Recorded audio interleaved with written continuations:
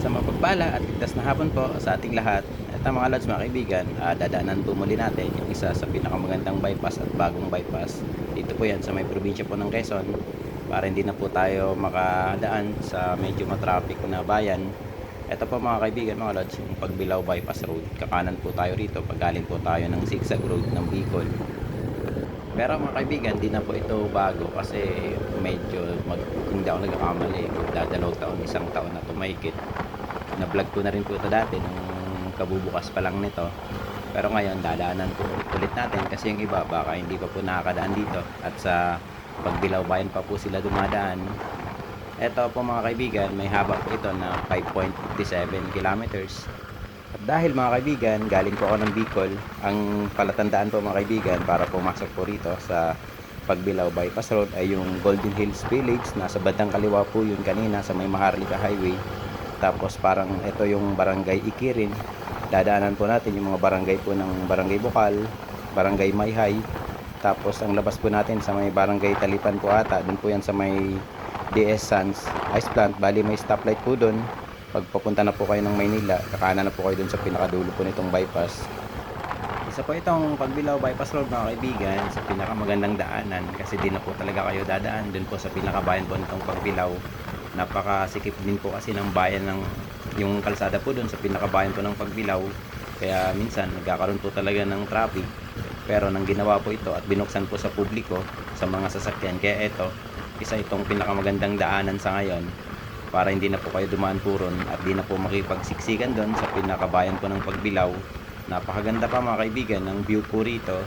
Panalong panalo po yung kalsada kasi bagong bago pa, kaya makakaasa po tayo na maganda po yung kalsada kapag dadaan po kayo rito sa Pagbilao Bypass Road. Kapag umaga mga kaibigan, marami po yung mga nagja-jogging po rito. Ganun din po kapag bandang hapon na.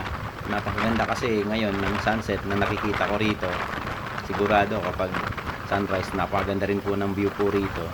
Isa rin kasi ito mga kaibigan sa medyo mataas yung lugar, kaya kitang kita rin po yung ibang lugar po sa inyong matatanaw kapag nandito po kayo sa may bypass po ng Pagbilao Quezon. Nung medyo bago pa lang to at hindi pa po masyadong alam ng ibang mga motorista na medyo kukonti pa lang po yung dumadaan, kaya medyo nakakatakot dito dumaan. Pero akala ko noon napakahaba nito, hindi naman po siya ganun kahaba, pero napakaganda at napaka-alternatibong daanan po talaga rito. Ngayon may mga makikita na po tayo dyan sa bawat gilid minsan na may mga shop ng sasakyan. At sa may bandang gitna nito mga kaibigan, meron pong gasolinahan doon. At sa pinakadulo, bago po mag-Maharlika Highway, may mga street light na po doon. Tapos may mga factory doon. Kaya kumbaga, hindi na po rito nakakatakot. Napakaganda na po rito dumaan kahit na gabi. Ito mga kaibigan, yung gasolinahan sa bandang kaliwa. Tapos dito sa intersection, bali kakanan na po ako kasi dadaan na po ako sa may backdoor. Papunta po ako ng Tayabas, Quezon, Lucban, hanggang sa may Luciana.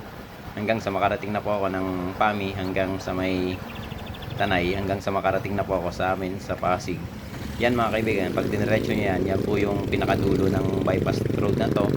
Doon po yan, labas nyo po sa may Maharlika Highway. Pero ako rito, kakanan na po ako kasi dito po ako dadaan. Masanay po kasi ako dito dumaan pa uwi ng Bicol o kaya pa pabalik ng Maynila.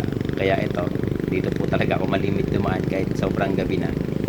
Kahit po minsan sobrang gabi na, dito pa rin po ako dumadaan.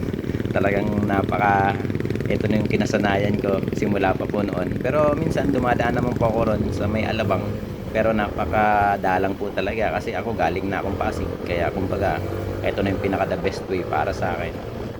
Maganda rin kasi mga kaibigan yung kalsada po rito na inyong pong madadaanan, lalo na po rito sa may papuntang Tayabas, tapos hanggang sa may Lucban. Tapos mga bypass po ron, magaganda. Tapos maganda rin po yung mga kalsada sa may bandang Pami. Pero yung sa may mabitak lang po talaga, yung medyo may diferensya, bitak-bitak. Yun lamang mga kaibigan, mga lods. Maraming salamat po sa inyo sa panonood. Thank you po sa pagtsatsaga sa aking mga video. Mag-ingat po kami perme. Mabulos po sa inyo, boss. God bless po. Maraming salamat.